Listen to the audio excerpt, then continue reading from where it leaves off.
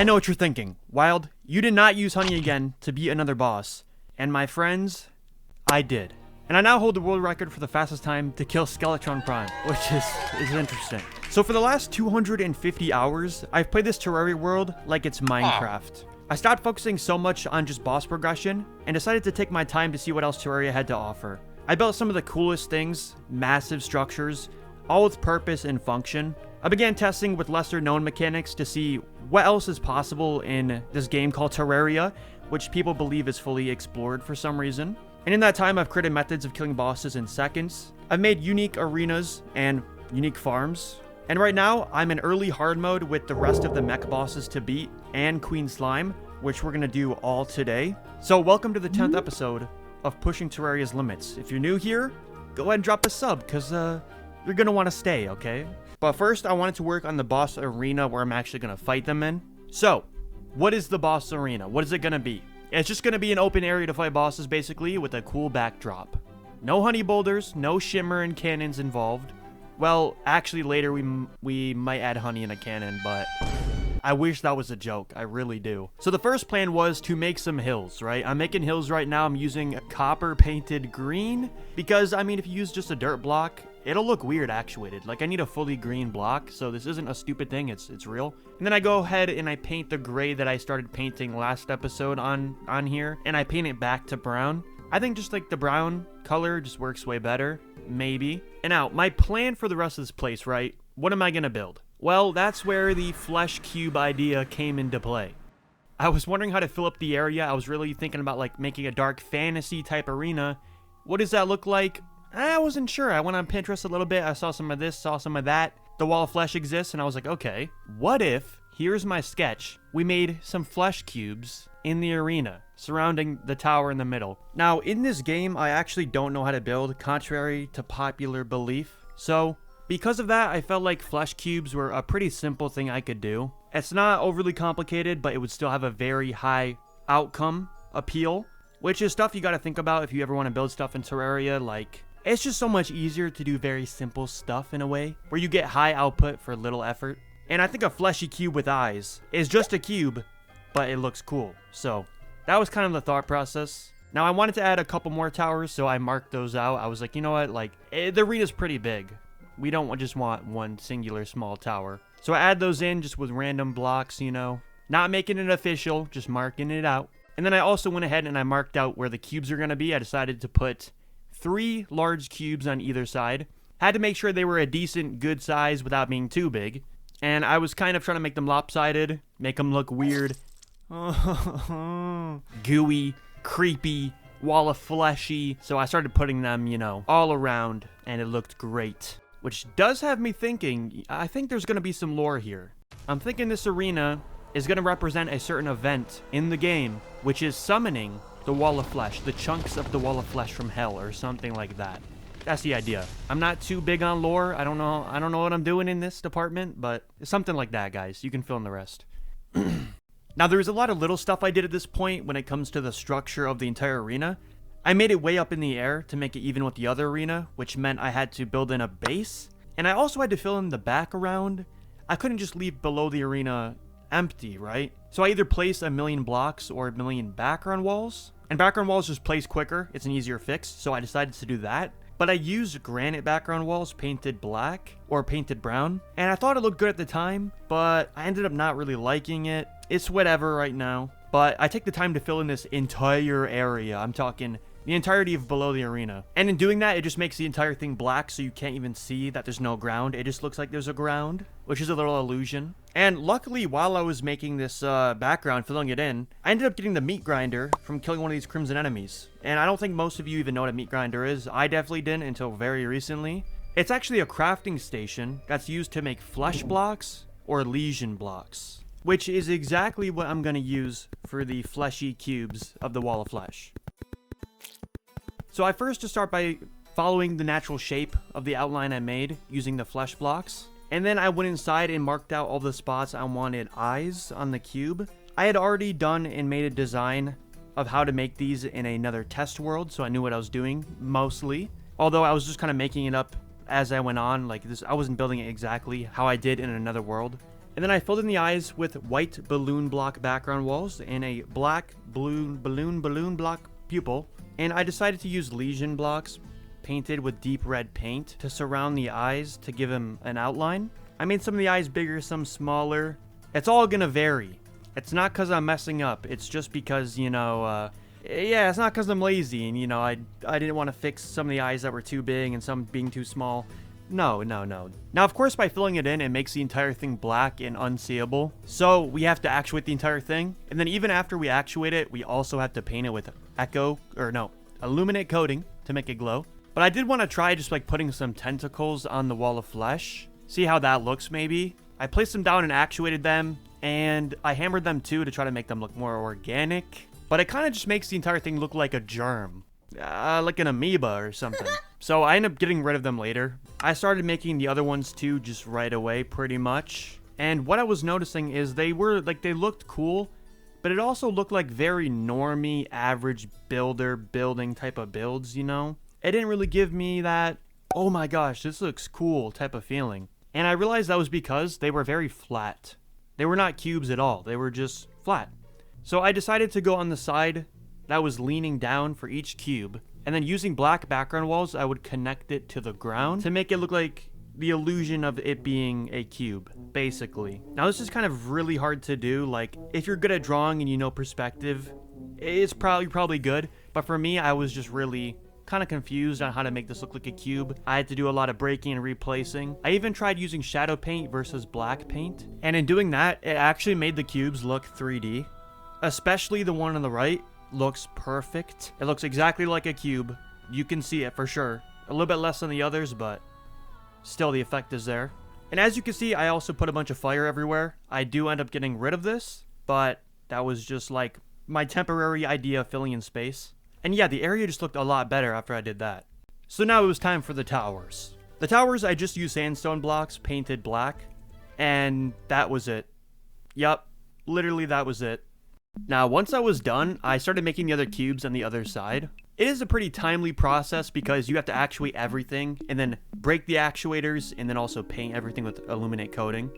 Not to mention after you cover everything in actuators, you actually have to use the rod to, you know, actuate them. But after a longly hour or two, it was done and the arena was looking empty. I like the 3D cubes, but, you know, it's pretty empty. It seemed like it needed something in between the cubes. And the most obvious good idea was trees. But how do you make trees next to each other in Terraria?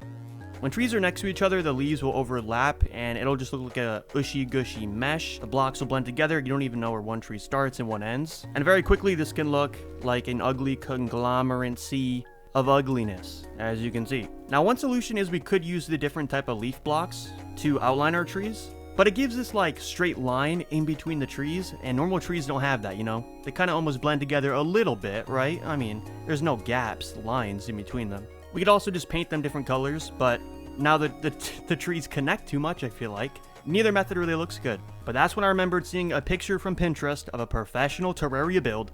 Don't know who did it, don't know who made it.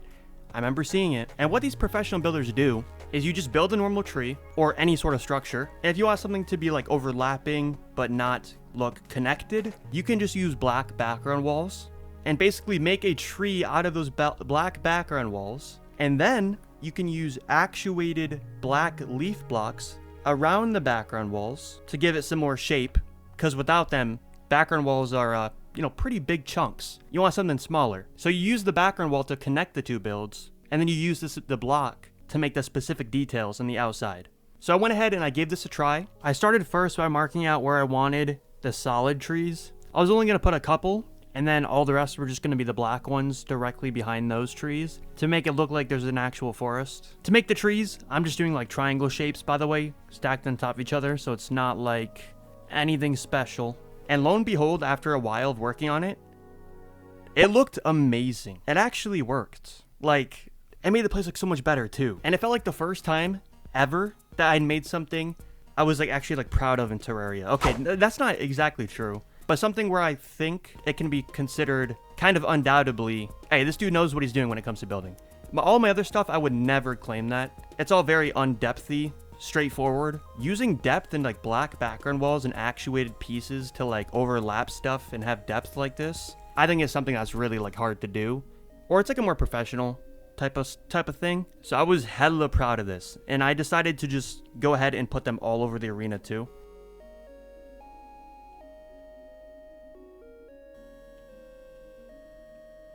Now there are some more things I need to do in this arena. Specifically, the floor needs some massive tuning up. It doesn't match at all because I made the bottom of the arena gray. It looks terrible, so I need to do some massive work there. I also wanted to make a giant solar eclipse in the air. Also need to blend the arena into like the terrain surrounding the arena. Make sure the crimson doesn't spread into the arena, which happened when I first started. But for now, dude, I'm done building. I'm building out, or whatever that phrase is. Yeah. I'm a Fuglitugan and I got no energy for building right now. So we're gonna go on to the bosses, finally, and how I'm gonna kill them. So in this series, the goal is to avoid traditional methods of killing these bosses, and instead try to find some sort of underrated, good way of killing the bosses instead. First up, we got Queen Slime on the chopping block. Last episode, I had the idea of submerging her in a bucket of honey, because she's one of the only bosses that's affected by liquid, and this worked great for stunning her movements. It was as if I was not fighting a boss because she was stuck 90% of the time. However, my projectiles were also slowed in the water, or the honey, so I couldn't really hit her at all or kill her. I tried fixing this problem by using fireworks or a cannon. This helped a decent amount, but once she was in her second phase, her projectiles and her enemies just destroyed me. There was nothing I could do. But I had the bright idea, or actually I got a few comments telling me to fight her in lava instead. And this made sense to me because it would kill all of her enemies for me, fixing that problem entirely. And I wanted to make use of this giant arena I just made, so I was like, okay, like, why don't we just make a giant lava bucket in the middle here, okay? Make use of the arena, the amazing backdrop, at least. And if this method can like slow her down a lot, while also killing all of her enemies, and, you know, makes the fight extremely easy, then that in and of itself is the thing we're gonna do. We're just gonna use a normal weapon, but use lava to fight her. Not every strategy needs like a fancy weapon or something. So I start the fight, and immediately the dude is teleported into the lava, and I can just shoot down on top of it. And once Queen Slime's in the lava, she can't really get out too well, but that didn't stop me from getting hit multiple times when she teleports up. And this was mostly just a game of shooting down on top of her. It seems like her jumps are even like stunned slightly. She can't jump as high when she's in the lava. But one of her little troops got out, and I wasn't paying attention. Oh, and I'm dying. I'm not even looking. I'm not even looking at my screen, apparently. What am I doing? And then eventually, we get her half HP, and she transforms, which means she can fly now. Okay, but she's gonna start flying, and now I just die, right? Because I suck. What the heck? Yep. So the strategy only really works up until half phase, which for me wasn't really good enough.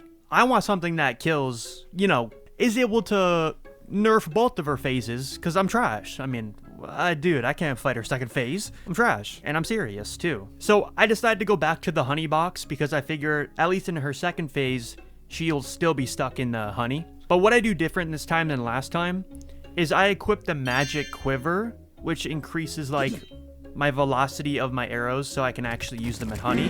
And I equip and use a couple other things too to increase, you know, some stuff, but we'll talk about that in a second because it's actually extremely important. And this bow, by the way, shows my arrows so well. It's either the bow or it's the ichor arrows I'm using.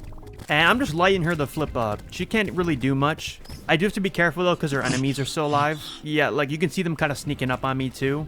Luckily, I was paying attention to like their health bars, so I could kind of see where they were. And dude, she is so stuck in honey, it's insane. I decided to make sure I was taking time to kill her little enemies. And I get her down to her second phase, where she flies out of the arena mostly. I am able to pull her back in, and she gets kind of stuck, not really. Luckily, all the slimes float at the top of the honey, but she shoots out these things that bounce off surfaces, and they killed me. It's like her gel. It's impossible to really dodge them, unless we fight her in the air. But you can't do this to me.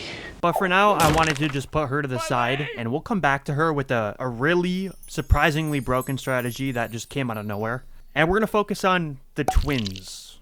Now, the twins have the most random pattern of movements, which makes it extremely hard to beat using a unique method. It is up there with some of the hardest bosses like Duke Fishron or Empress of Light when it comes to these random patterns. And the fact that there's 2 of them honestly probably makes this like one of the hardest bosses to like predict and make a strategy for. I can't just put him in lava. Bouncy boulders, cannons, bunny cannon, fireworks, none of those things can really hit these guys with like how quick they're moving in their multiple phases. But I did find something in the cracks of Terraria that I believe might have slipped through and is outside of the mainstream spotlight that I think we should shed some light on. It appears that Terraria has favored a subclass at this specific stage of the game to the point where it becomes the best option by a long shot. I'm talking about the bow. Everyone uses the Mega Shark versus the twins, but at this very specific stage of the game, how many accessories can you have that increase your damage per class? Let's think about it. For melee, you get about 2, and then also the Warrior's Emblem, which every class has. For Ranger, you really just get the Ranger Emblem. For Mage, you really just get the Mage Emblem. Summoner has a few options. Also, Mage has a potion that increases damage by 20%. So the most you could have is 2 melee accessories. This is like the best option, or Summoner. But the melee options aren't that good for bosses at this very specific stage of the game. However, they favored the bow subclass so much. They stroked its meat. What? So they added the magic quiver. 10% increased damage and arrow speed. But not only that, they added an entire potion just for bows, the archery potion, which increases arrow damage by 10% and increases velocity of your arrows by 20%. Now, this doesn't seem that crazy, but guys, let me cook. Cause then, the magic quiver also combines with the putrid scent, creating the Stalker's Quiver, which adds another 10% damage. But then it goes a step further, because you can take the magic quiver and combine it with the magma stone to get the molten quiver, and now you have 3 of these things that you can use all at once. No other class gets 3 accessories and a potion to buff its weapon, let alone a subclass in the game. Like, what the heck? But it goes a step further than that, because we also have the Huntress's chest piece, which gives 20% increased ranged damage. And then, of course, we have the Ranger Emblem itself. So I think by going the bow route, it has the most accessories that can improve its damage, and a potion that improves its damage. So theoretically to me, this just seems absolutely broken. Like, there's no way this is not the best option physically possible. So I had to try it out. Last episode, we got all the old one's army stuff. So I already had the Huntress's chest piece, which would be really important. And then I farmed adamantite armor, which I still didn't have yet. Actually, I needed to break a few demon altars too. This whole time I've been wearing spider armor, just kind of chilling with my pirates, which were terrible. Literally terrible. I hated them so much. So I switched to some adamantite headgear and boots, and I had like 7 magic quivers just from being underground in this world like a long time. I also already had a magma stone, but I didn't have one of those like pouches to make the Stalker's Quiver. So I had to turn my farm into a corrupted one underground and try to get corrupted mimics to spawn, which are pretty hard to fight, I can't lie.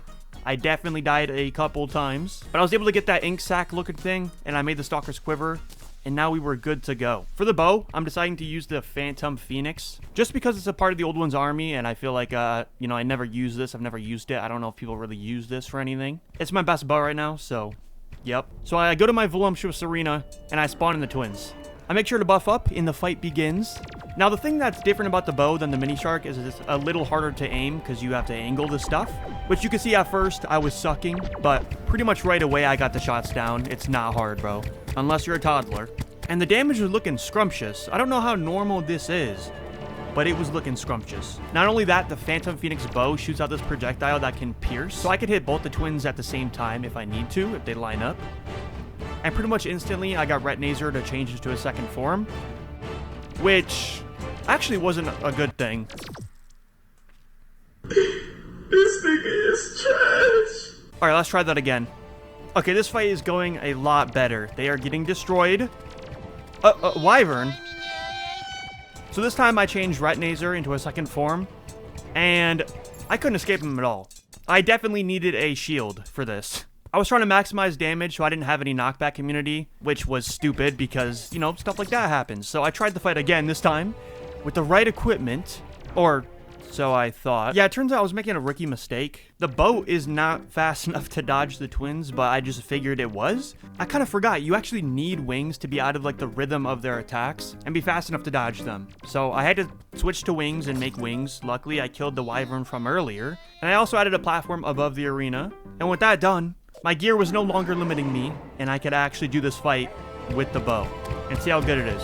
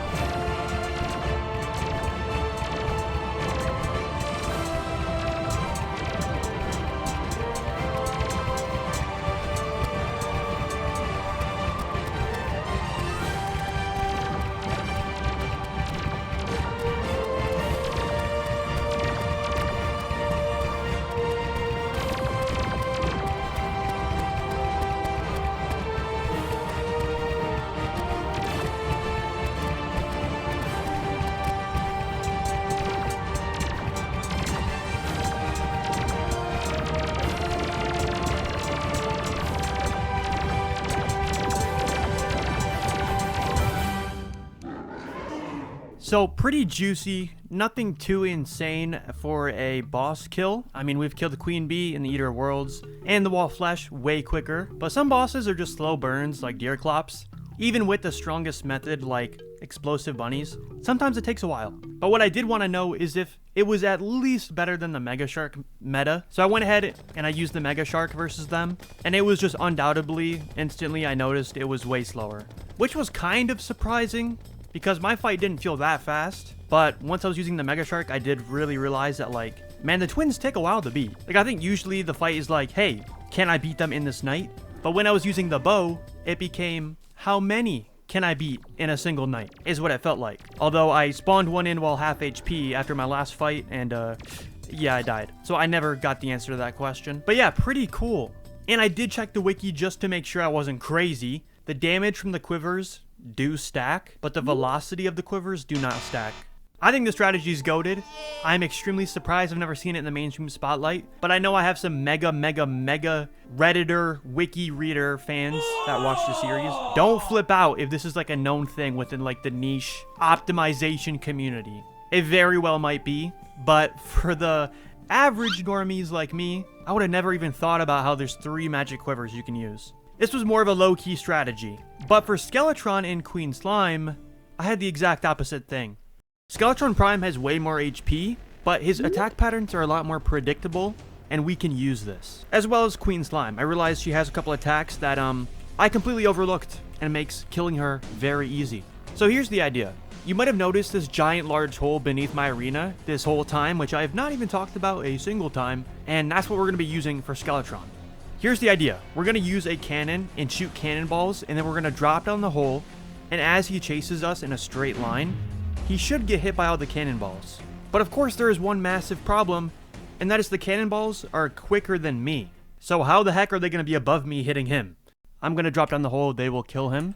But of course they move really quick when they're in honey. I mean, almost spoiled it.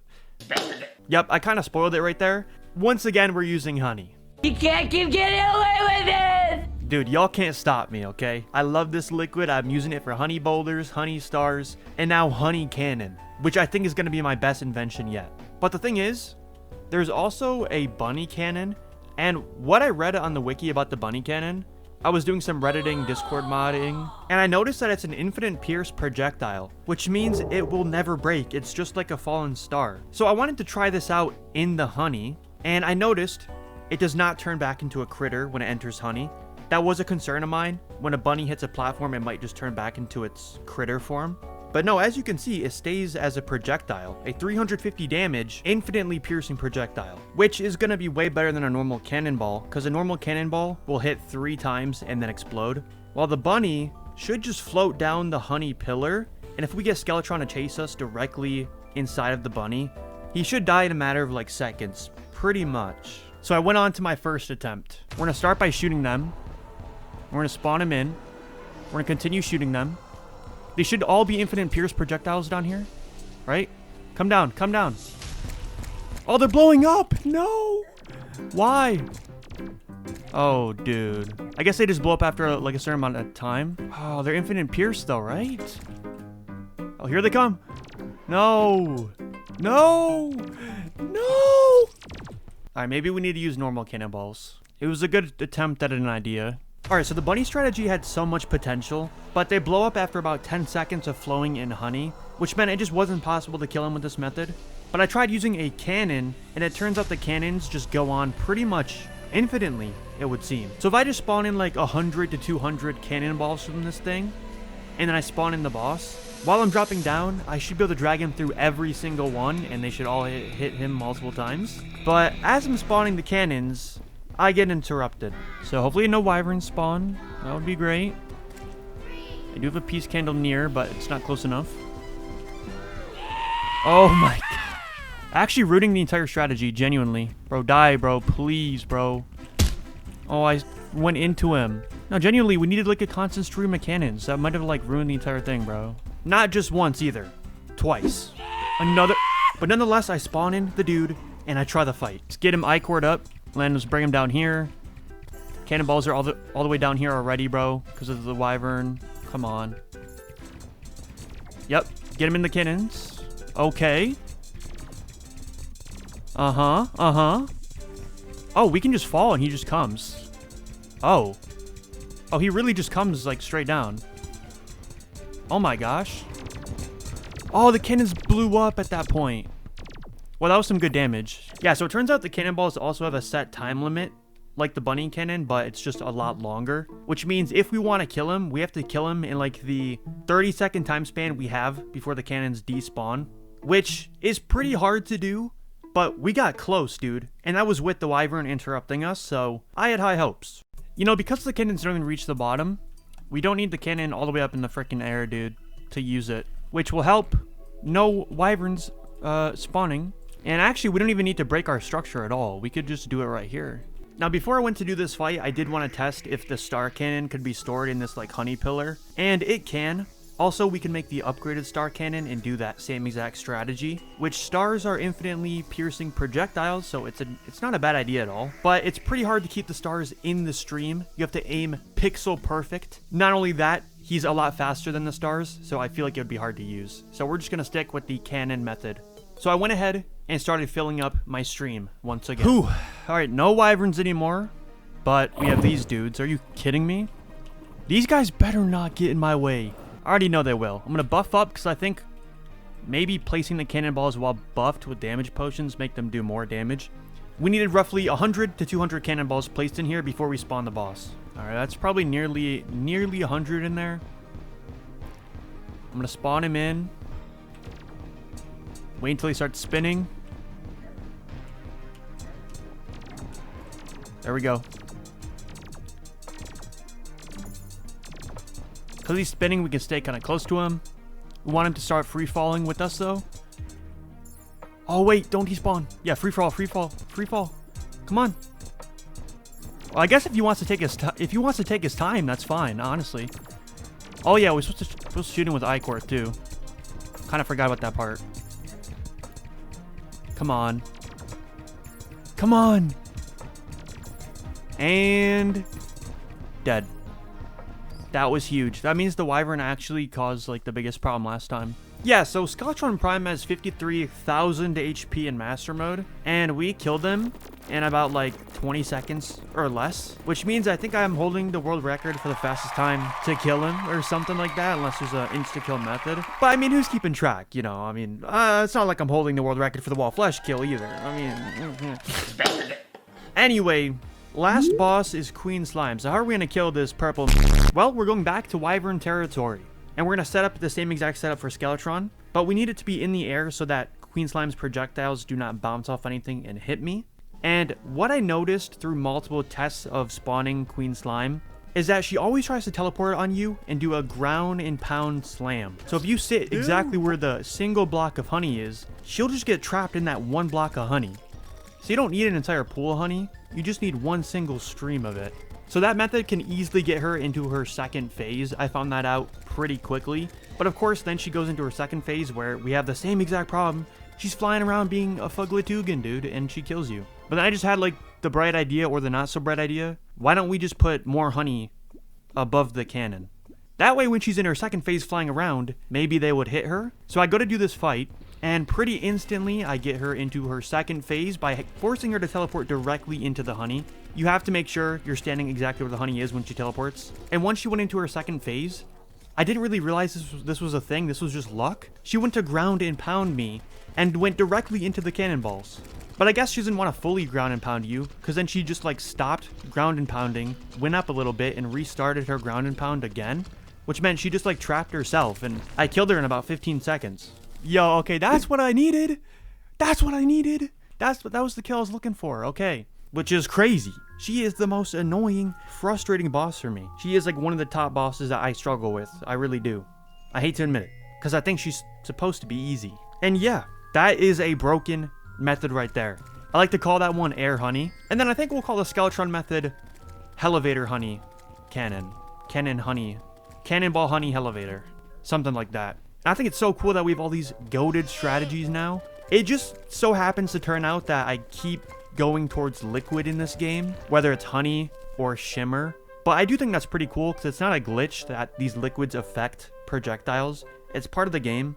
So I think it's cool I can use these like unique methods to find solutions to kill bosses. And I think the whole Skeletron idea of like making a hole for the cannons to fall down, but then slowing them down so it actually like stores them is just so peak. And now we're up to plantera, which is crazy, bro. Time is flying by fast. I spent like a year in pre-hard mode and now I'm just kind of flying through hard mode. But I do have a lot of project ideas that hopefully should slow me down a little bit. Now the first project I wanted to work on was I wanted to finish this arena because it's actually not done. I never finished it. So I had multiple ideas that I think would be pretty cool for this arena, but it's going to be pretty disappointing because I tried to add all of them and none of them ended up good. Alright, so the very first thing I wanted to do is I wanted to fix the base of this arena. It just looks ugly. It just looks ugly. Period. So I was going to mine out the entire bottom part of this arena, which ended up being very problematic. We'll talk about that in a second. But two, I didn't want this arena to be curved. At first, I made the floor kind of curved for aesthetic purposes. But then when I tried to fly my mount across it, I noticed I kept getting stuck. Even with my wings, too. Like, I was getting stuck on the blocks, so I kind of needed to make it flat. With all these builds in, like, the world, I cannot put aesthetics above function. Guys, function and then aesthetics, okay? If something has to be ugly because it's gonna function better, you need to do that, okay? You need to. So I went ahead and I flattened out the entire arena, which is gonna be better in the long run. Except the middle bit, actually. The very middle bit dips down one block. Hopefully I don't regret that. Now, I tried to change the waterfall to lava, and I had the big, bright idea. You know what? Why don't we just add even more lava to this place? These walls look pretty empty. What if we had lava dripping down from, like, the cubes and stuff? So I started adding that, but it was either the lack of detail or the fact that I was placing them too much. It just looked kind of bad. It just looked like, bro, you're just trying to add too much. It doesn't really make the build any better. If anything, it distracts you. So I ended up not going with that idea. But then, I had the most magnificent idea ever, which I've been planning for a while. In this game, there is one of the most disgusting furniture pieces ever to be constructed into reality, and that is the flesh bed. You use the meat grinder to make flesh blocks, and you can turn those flesh blocks into a flesh bed, which is just a tongue, bro. So I was like, okay, why don't we try to add tongues to all of the wall of flesh cubes? Problem with this, you can't place a bed on actuated blocks. So if I wanted to make this work, I'd have to unactuate the cubes, which would obviously just get in the way as I'm flying. So no tongues for the cubes would have been the most perfect idea, but no. Bro, by the way, this gotta be the worst arena for the solar eclipse. I couldn't have made a worse arena, and I'll tell you why. Probably any second. I won't even have to speak any second. I'm sure it'll reveal itself. While we're waiting, yeah, I've been dealing with a lot of solar eclipses, by the way. I definitely need that, like, daytime skip device thing. I've just never fished it up, bro. It's like the sundial. Bro, I think you can skip all these events, but I've just been tanking them out. There it is. Yup. Dude, it's like a horror movie. I gave them an entire arena to walk on. It's disgusting, dude. I can hear that dude moving. You can hear it. Like, in my brain, I give it a sound. I then also tried to add back this little strands of flesh on each one of the cubes. Because while I was editing the video, I was like, wait, the amoeba looking design with a little bit of, you know, fleshiness coming off the sides actually looked pretty good. But when I started to add it back, the trees got in the way, and I didn't really know if it actually added anything to the arena. It was like I was going out of my way to try to incorporate these things, but it didn't really look that much better. And the trees got in the way, and the cubes are 3D now, so how do I add them? I wouldn't know. But I had my good old idea of adding the solar eclipse above the arena. So I go ahead, and I start getting that going, and it was only a matter of time before a wyvern would spawn. I was basically counting down in my head. I used a pixel circle sheet because, you know, y'all know my history of making circles, and it ain't pretty. And surprisingly, no wyvern spawned until the very end. I made a fiery circle. I used yellow painted fire on the inside, which I think is how a normal solar eclipse looks. And it looks good, but not on the map. Oh, on the map it looks so ass. On the map it looks like some McDonald's type logo. Why does it look different on the map? Game devs, brother, please, I'm begging you. It looked different on the map, so I got rid of it. I also tried making it smaller, thinking that would help. No, it didn't. Then I had the bright idea of adding flags to each castle pillar. I added them, but they looked like comically large, and if they were smaller, I feel like they would also look weird, so I got rid of that. And then remember how I removed blocks beneath the arena because it looked weird? Well, now it looks even weirder, because there's a giant empty square beneath the arena. So what the hell? So this whole time, me trying to make the arena better with all these little touch-ups, ended up wasting, I think, 4 hours of building and placing and breaking blocks, by the way. And it kind of looked worse when I was done with it. I mean, now I had more space to move around because the arena was now flat, which I liked. This was a better change. But dude, the underside of the arena was really pissing me off a little bit. I'm considering filling the entire thing in, but it will still look weird on the map. It'll look like a giant rectangle beneath the arena, which will just stand out, and it makes the entire world look unsymmetrical. I don't really know how to fix that problem. I could paint everything black, but still, it would be a black rectangle beneath the arena. So I don't know how to fix that. We're just going to have to bear with that unless you guys give me an idea to fix it. But yeah, for now, that's going to be the end of the episode, dude. We're kind of ending on a loss there. I should have just ended the episode before making any changes to the arena, but no. I had to do it. So guys, if you have any ideas for the arena, actually give me them. I'm open to suggestions, bro. I need something. I need help. But yeah, that's going to be it. Thank you for watching, and until the next video, see you later.